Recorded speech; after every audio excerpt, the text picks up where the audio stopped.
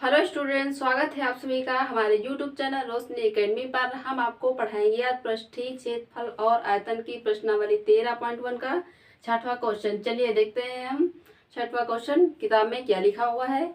तो किताब में लिखा हुआ है इसमें छठवां क्वेश्चन, दवा का एक कैप्सूल एक बेलन के आकार का है जिसके दोनों सिरों पर एक अर्धगोला लगा हुआ है। पूरे कैप्सूल की जो लंबाई है वो 14 मिलीमीटर है और उसका व्यास जो है वो 5 मिलीमीटर है और हमें कैप्सूल का पृष्ठीय क्षेत्रफल हमें निकालना है। तो इसमें ये चित्र हमने बना दिया है। अब ये चित्र कैप्सूल का बना हुआ है। अब जो कैप्सूल है, कैप्सूल की जो पूरी लंबाई दी हुए हैं बुक में, वो दी हुई है 14 मिलीमीटर। कैप्सूल की पूरी लंबाई 14 मिलीमीटर दी हुई है और इसका जो व्यास दिए हुए हैं वो 5 मिलीमीटर दिए हुए हैं। जब इसका व्यास 5 मिलीमीटर है तो जो ये दो अर्धगोले रखे हुए हैं, एक ये अर्धगोला और ये एक अर्धगोला, जब इसका व्यास 5 मिलीमीटर है तो इसकी त्रिज्या आधी हो जाएगी, यानी 2.5 मिलीमीटर हो जाएगी इसकी त्रिज्या। अब ये एक अर्धगोला है और ये एक अर्धगोला है। अब बीच में जो बेलन बना हुआ है, इस बेलन की लंबाई कितनी होगी? तो बेलन की लंबाई यानी कि ये यहाँ से यहाँ तक, यानी कैप्सूल की जो पूरी लंबाई दी हुई है 14 मिलीमीटर दी हुई है। तो 14 मिलीमीटर में हम 2.5 मिलीमीटर इतनी लंबाई और 2.5 मिलीमीटर यानी इतनी लंबाई और इतनी लंबाई हम माइनस कर देंगे तो हमें इस बेलन की लंबाई पता हो जाएगी। इस बेलन की लंबाई क्या है? तो 14 मिलीमीटर में हम 2.5 यानी 2.5 कितना हो जाएगा? 5 हो जाएगा। तो 5 हम 14 मिलीमीटर में माइनस कर देंगे तो कितना आ जाएगा इस बेलन की लंबाई? 9 मिलीमीटर। अब हम लिखेंगे अर्धगोलाकार भाग के लिए। अर्धगोलाकार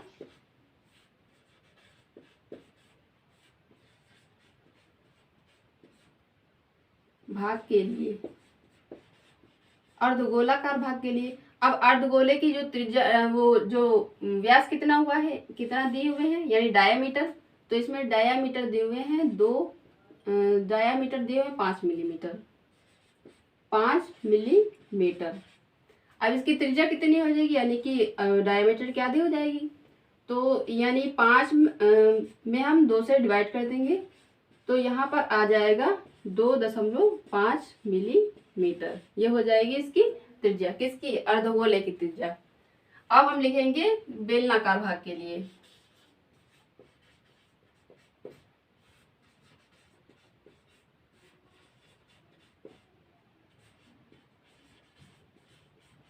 बेलनाकार भाग के लिए अब बेलन की जो लंबाई कितनी दी हुए हैं, यानी कि जो बेलन बना हुआ है, बेलन की ये ऊंचाई यानी कि लंबाई कितनी दी हुई है यहाँ से यहाँ तक, क्योंकि हमें पृष्ठीय क्षेत्रफल निकालना है और बेलन का पृष्ठीय क्षेत्रफल क्या होता है? 2πr, यानी त्रिज्या तो हमें पता है कि इसकी त्रिज्या क्या हो जाएगी, इसकी त्रिज्या कितनी हो जाएगी, यानी कि जो ये व्यास दिए हुए हैं तो व्यास की आधी हो जाएगी यानी 2.5 हो जाएगी इसकी त्रिज्या। तो इसकी त्रिज्या क्या हो जाएगी? 2.5 मिलीमीटर। अब इसकी जो लंबाई होगी यानी ऊंचाई, जो बेलन की ऊंचाई होगी कितनी थी? 9 मिलीमीटर। तो इसकी ऊंचाई हो जाएगी 9 मिलीमीटर। अब हम लिखेंगे कैप्सूल का पृष्ठीय क्षेत्रफल क्या होगा। तो यहाँ पर हम लिख देते हैं कैप्सूल का पृष्ठीय क्षेत्रफल।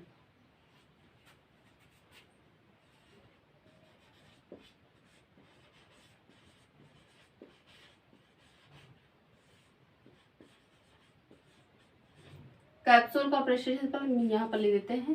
अब हम सबसे पहले लिखेंगे जो बेलन बना हुआ है, ये जो बेलन बना हुआ है, इस बेलन का पृष्ठीय क्षेत्रफल क्या होगा? बेलन का पृष्ठीय क्षेत्रफल क्या होता है? 2πrh। और जो अर्धगोले हैं, यानी कि एक ये अर्धगोला है और ये एक अर्धगोला, यानी 2 अर्धगोले हैं, तो अर्धगोले का जो पृष्ठीय क्षेत्रफल क्या होता है? 2πr², यानी 2 अर्धगोले हैं तो यहाँ पर हम 2 बार लिखेंगे 2πr²।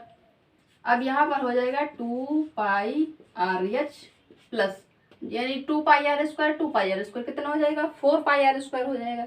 तो यहाँ पर हम लिखेंगे 4πr²। अब यहाँ पर कॉमन क्या हो जाएगा, यानी इसमें देखो इसमें भी 2 है और इससे भी हमें 2 मिल जाएगा तो यहाँ पर आ जाएगा 2 कॉमन। अब इसमें भी पाई है, इसमें भी पाई है, यानी कि पाई कॉमन आ जाएगा। अब इसमें भी आर है, यानी कि आर कब कॉमन लेंगे, जब दोनों की त्रिज्या बराबर हो। तो ये देखो, जो अर्धगोला है इसकी भी त्रिज्या 2.5 है, और जो बेलन बना हुआ है इसकी भी त्रिज्या 2.5 है। तो हम यहाँ पर त्रिज्या कॉमन लेंगे। अब यहाँ पर बचेगा h, और यहाँ पर यानी 2 दूनी 4, और यहाँ पर एक r बचेगा, क्योंकि यहाँ पर r स्क्वायर है।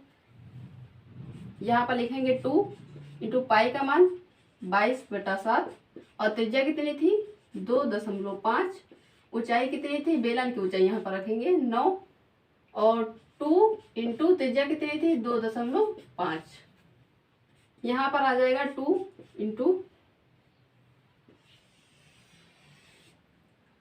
22/7 इंटू 2.5। अब यहाँ पर हम लिखेंगे 9 प्लस, अब ये जो 2.5 है, 2.5 का जब हम 2 से गुणा करेंगे तो कितना आ जाएगा 5 आ जाएगा, यानी कि 2.5, यानी 2.5 दूना कितने होते हैं, तो 5 हो जाएगा।